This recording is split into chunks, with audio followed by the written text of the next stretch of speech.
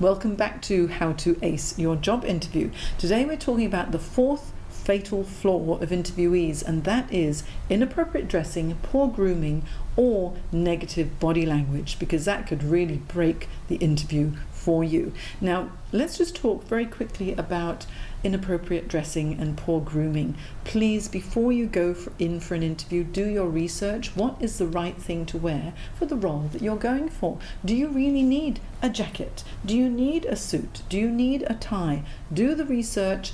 Make sure you're dressed appropriately for the role, and then just dress one notch above to show that you care. So even if it's a role where everyone's wearing jeans and t-shirts, if you're techie, for example, I would suggest wearing a polo shirt, chinos, leather belt, leather shoes. So it's just one notch above casual. Okay, so you have to think about it. It's not always a suit and tie that you need.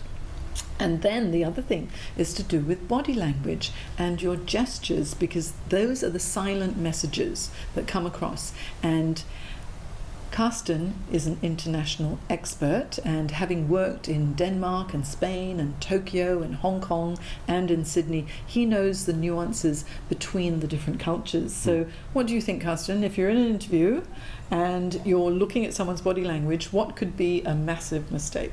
Yeah, I mean, I think body language and gestures are sort of two sides of non-verbal communications, right? And while body language, perhaps negative body language is crossing your legs and your arms and all that, that's the same in all cultures. But I would particularly point out, like, special gestures can have different meanings in different countries.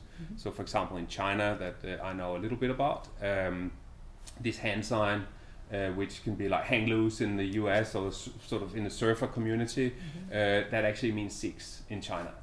So if you ask a Chinese candidate, or you are with a Chinese interviewer, and you display something that is obvious to you what it means, it might actually mean something completely different to that person.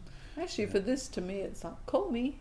Yeah, so that's already 3. So it's call me, hang loose, or the number 6. Yeah. The number 6, there there's you go. 3 meanings in 30 seconds for the same gesture. Yeah. And there's many more examples of that. So that is an important thing to do. Don't take anything for granted, and try perhaps avoid using too many gestures